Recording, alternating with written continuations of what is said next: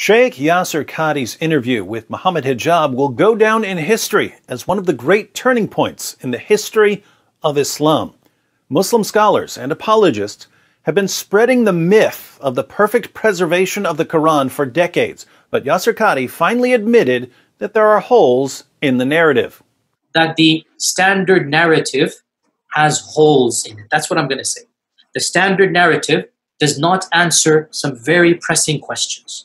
Yasir Qadhi's most important contribution to the downfall of Islam, however, wasn't simply in admitting that there are holes in the narrative. He also ended up exposing Islamic apologetics as a whole. Discussing the topic of ahruf and qiraat, Yasir Qadhi describes the process that Muslims go through when they try to reconcile their beliefs about the Quran with the reality of the Quran. This is a topic that when you're the beginning student of knowledge, you're like, what is all of this going on here? When you go a little bit more, you learn to simply memorize what your teachers say and regurgitate it out. And you don't fully comprehend. When you do a deep dive is when things get very, very awkward and difficult. So there are three stages. But the first stage that Yasir Qadhi mentions is the beginning student of knowledge.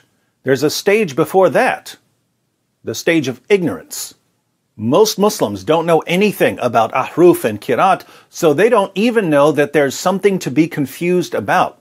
They've been told that there's only one Quran, perfectly preserved from the time of Muhammad, without a single difference anywhere in any manuscript of the Quran. That's the stage of total ignorance. Explore the comments section of one of my videos about the Quran, and you'll see how common this stage truly is. But the beginning student of knowledge starts looking into the history of the Quran, and he finds out that the Quran was somehow revealed in 7 different ways, and that there are different versions of the Quran even today, and that Uthman burned the earliest Quran manuscripts in order to cover up the differences.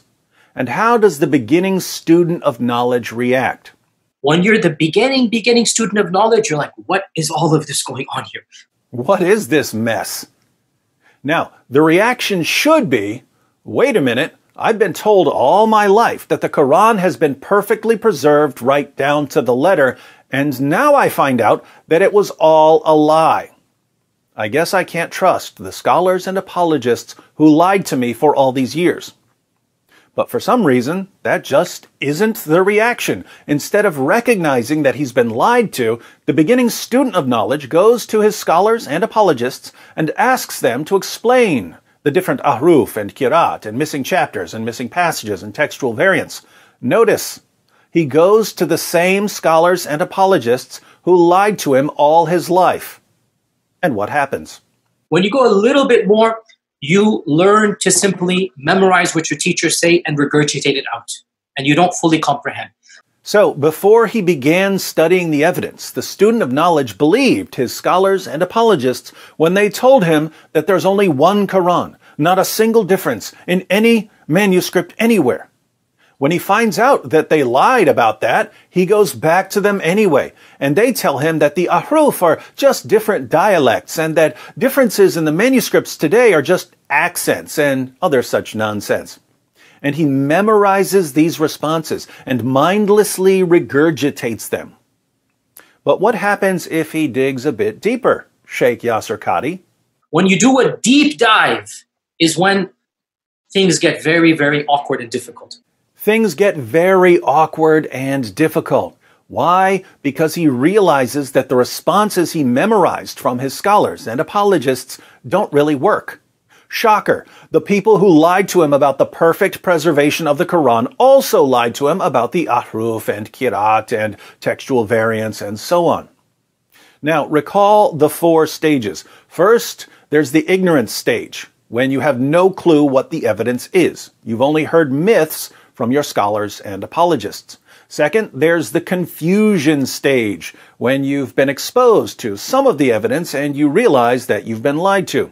Third, there's the regurgitation stage, when you memorize and regurgitate what your lying scholars and apologists tell you. Fourth, there's the awkwardness stage, when you realize that you've been memorizing and regurgitating total nonsense. What's interesting is that these 4 stages describe all of Islamic apologetics: ignorance, confusion, regurgitation, awkwardness. Let's consider a few examples. Muslims hear from Zakir Naik that the Quran is filled with miraculous scientific insights that couldn't possibly have come from Muhammad because they're only being confirmed today. Muslims believe what they hear because they've never bothered to investigate. This is the ignorance stage. But then these Muslims, freshly deceived, come to us and tell us about the scientific miracles in the Quran. And we point out that, according to the Quran, the sun sets in a muddy pool, and that stars are missiles that Allah uses to shoot demons, and that semen is formed between the backbone and the ribs. In other words, we give them some knowledge. And what happens, Sheikh? You're like, what is all of this going on here? So the Muslims are confused. It's the confusion stage. Why does the Quran say all of these ridiculous things? So they go to their scholars and apologists, the same scholars and apologists who lied to them by claiming that the Quran is filled with miraculous scientific insights, and they ask these scholars and apologists to explain all of the incredibly stupid, scientifically false claims in the Quran. And these Muslim scholars and apologists give them answers. Well, when the Quran says that the sun sets in a muddy pool, it simply means that someone saw the sun's reflection in a pool as he was watching the sun set. What do the Muslims do when they hear this? You learn to simply memorize what your teachers say and regurgitate it out. The problem is they regurgitate these answers at us. And we make them take a closer look at what the Quran says. And we take them through the hadiths that show that Muhammad himself believed that the sun sets in a muddy pool, and that stars are missiles that Allah uses to shoot demons, and that semen forms between the backbone and the ribs. We block the miracle of reinterpretation. We take our Muslim friends for a deep dive. And what happens when we take them for a deep dive, Sheikh? When you do a deep dive is when things get very, very awkward and difficult.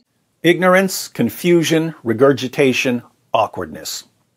Muslim scholars and apologists tell Muslims that Muhammad was the greatest man who ever lived. He was sinless. He was perfect. He never did anything wrong in his entire life. What's the stage? Ignorance is bliss. Ignorance stage.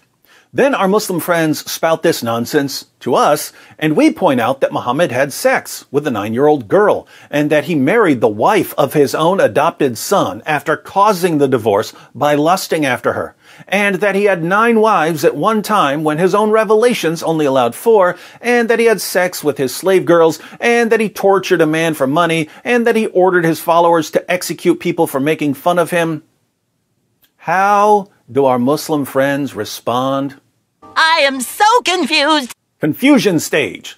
So they run to the same Muslim scholars and apologists who lied to them and told them that Muhammad was the greatest man who ever lived, and they ask these Muslim scholars and apologists to explain all of the disgustingly immoral things Muhammad did. And the scholars and apologists explain that Muhammad had to marry Aisha because he saw how smart she was, and that Muhammad had to take the wife of his own adopted son because he knew she'd be happier with him, and that Muhammad had to violate his own 4-wife limit because he had to make some political alliances. What do our Muslim friends do? The miracle of regurgitation. They regurgitate this nonsense. So we show them that these justifications are absolutely absurd, even according to their own sources. What follows? Awkward. Pure awkwardness. Are you seeing how these 4 stages come up over and over again? Muslims are told that the Quran claims that the Bible has been corrupted. Ignorance stage. So we point out that the Quran affirms the inspiration, preservation, and authority of the Bible, leaving our Muslim friends in the confusion stage. Then these Muslims run to their apologists who lie to them about Surah 2, verse 79, and Surah 3, verse 78, and these Muslims start regurgitating. So we show these Muslims the context of these verses, and that there isn't a single verse in the Quran which, when correctly interpreted, says a single word of criticism about the Bible. And our Muslim friends are stuck feeling awkward. These are the 4 stages of Islamic deception exposed by Sheikh Yasir Qadhi, who, ironically enough, uses them quite frequently. So the Caliph Uthman standardized the copies of the Quran, and therefore from his time up until our time there has never been 2 copies of the Quran that are different even in one letter or one word. Now think about this. The beginning student of knowledge is confused when he's first exposed to some degree of reality. So Muslim scholars and apologists have to lie to him in order to keep him from doubting his religion. But if he keeps digging, he realizes that the answers the scholars and apologists give don't really explain what they're supposed to explain. That's when things get very, very awkward. From an Islamic perspective, what's the best way to avoid the confusion and awkwardness that arise for the student of knowledge?